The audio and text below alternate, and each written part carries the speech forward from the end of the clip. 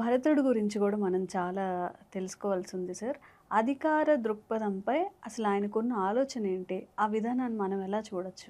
అసలు భరతుడికి రాజ్యకాంక్షే లేదు. హ్మ్.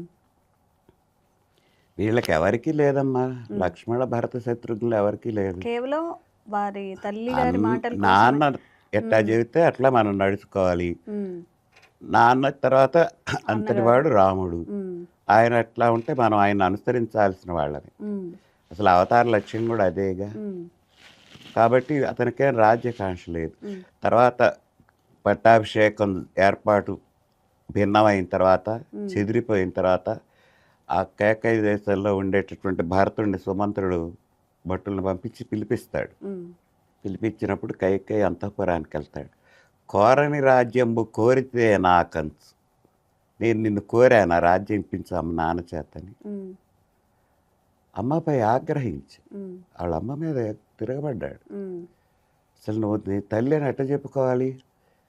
హ్మ్. నీది కాంక్ష వలన కేకయ దేశము కూడా కించబడదు.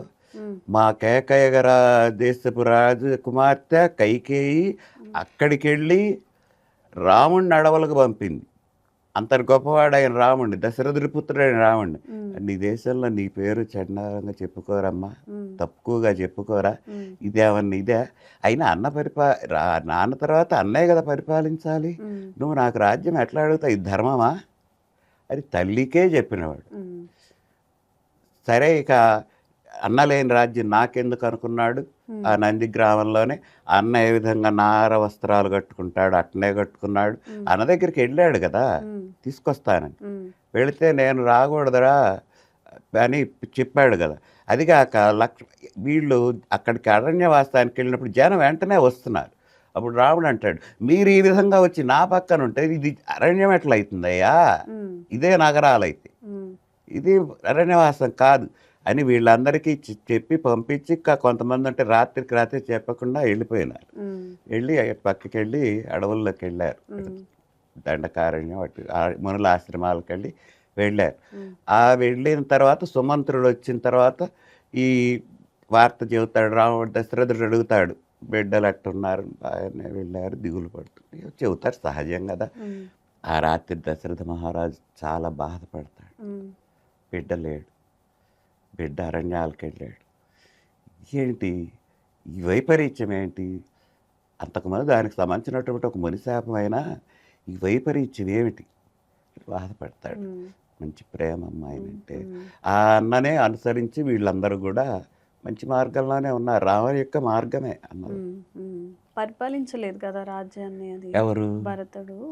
భారతుడు రాజ్యపాలన అదే అది. అంటే నంది గ్రామంలో రాముడి యొక్క పాదుకల్ని సింహాసనం మీద పెట్టి వాటి ప్రతినిధిగా, అంటే రాముడి యొక్క ప్రతినిధిగానే పరిపాలన సాగించాడు. హ్మ్. తన హ్మ్. సొంత పాలన ఏం కాదు. హ్మ్. ఇంకొక విశేషం, హ్మ్. దశరథ మహారాజు వాళ్ళకి ఆనువంశికంగా వచ్చేటటువంటి రాజమకుటం కూడా ఆయన ధరించాల. హ్మ్. దాన్ని దశరథుడి తర్వాత అట్టనే ఉంచారు. రాజవంశాల్లో ఏం చేస్తారంటే వాళ్ళకి కిరీటము చాలా ముఖ్యమైనది, హ్మ్. తలపాగా. హ్మ్. అవి రెండు కింద పడితే వాళ్ళు ఇక లేనట్టే భావిస్తారు. హుహు. రాజలాంఛనం అది, హ్మ్. రాజముకుటం. దానికి ఉన్న గౌరవం మామూలుది కాదు. హ్మ్. కనుక అది దశరథుడి తర్వాత మళ్ళా రాముడు వచ్చిందాక అది అట్లానే ఉంచారు. పక్కన ఎవరు పెట్టుకోవాలి. ఆయన భరతుడు అసలు పెట్టుకోవాలి. భరతుడు కూడా అనలాగా నారచీరలు కట్టుకొనే ఆశ్రమంలో ఉండే, హ్మ్. అయోధ్యకి చివరుండే, అక్కడి నుంచి రాజ్యపాలన చేస్తున్నాడు. హ్మ్. ఆయన కిరీటం ఎక్కడ? మళ్ళా రాముడు వచ్చి పట్టాభిషేకం జరిగినప్పుడు ఆ కిరీటాన్ని అలంకరించారు. హ్మ్. ఆయనకి రాజ్యకాంక్ష లేదు. హ్మ్. మా అన్న ప్రతినిధిగా, నా అన్న ప్రతినిధిగా, రాముడు ప్రతినిధిగానే నా పాలన అన్నాడు. హ్మ్. ఇంకొకటి, ఇక్కడ రాముడు కూడా మానవుడుగా వచ్చాడు ఇక్కడ. హ్మ్. ఆయన ఎవరైనా నువ్వు దేవుడివయ్యా అంటే నేనెక్కడ దేవుడినయ్యా? హ్మ్.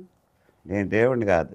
ఆత్మానం మానుషమన్యే రామం దశరథాత్మజం. హ్మ్. నేను దశరథుని కొడుకుగా పుట్టినటువంటి మనిషిగానే నన్ను భావించండి, హ్మ్. నేను దేవుణ్ణి కాదు ఆయననే చెప్పి. అంతా మానవ పద్ధతే కదా. ఆ మానవ పద్ధతిలో ధర్మ పద్ధతి, హ్మ్. ధర్మ మార్గం హ్మ్. ఆయన అనుసరించినటువంటి ధర్మం. అసలు రామో విగ్రహవాన్ ధర్మ, ఇది మారీచుడు రాక్షసుడు అన్నమాట. హ్మ్. హ్మ్. మారీచుడిని రావణుడు వెళ్ళి సీత దగ్గర మాయ జింకగా మారు బంగారు జింకగా అంటాడే. హ్మ్. ఎవరనుకుంటున్నావు నువ్వు? రామో విగ్రహవాన్ ధర్మ సాధు సత్యపరాక్రమ. హ్మ్. రాజా సర్వస్య లోకస్య దేవానామివ వాస్తవః. ఆయన మూర్తీభవించినటువంటి ధర్మం, ఉమ్, సాధువు, ఉమ్, మంచివాడు, సత్యం కలిగినటువంటి సత్య పరాక్రమ, నిజమైనటువంటి పరాక్రమం కలిగినటువంటి వాడు విక్రముడు. ఉమ్, రాజాన సర్వస్య లోకాలన్నిటికీ రాజు. ఎట్లా అంటే ఇంద్రుడు దేవతలందరికీ రాజులాగా. ఉమ్, అని చెప్పినా ఉమ్, నేను చెప్పాను, నువ్వు వెళ్ళు అక్కడికి, వెళ్ళకపోయినావా నా చేతిలో వస్తుంది. ఉమ్, అప్పుడు మారీచుడి నిర్ణయం ఏంటి? ఆ సందిగ్ధ పరిస్థితుల్లో ఉమ్, అతనికి ఎట్లాగూ చావు మూడు, ఉమ్, రావణాసురుడు. ఉమ్, అంతకుముందు ఒకసారి యజ్ఞం జరపడానికి వెళ్ళినప్పుడు రాముడి యొక్క దెబ్బ తిన్నవాడే. ఉమ్, అదే అంటాడు, రాముడి దెబ్బ ఏమిటో నీకేం తెలియట్లేదా?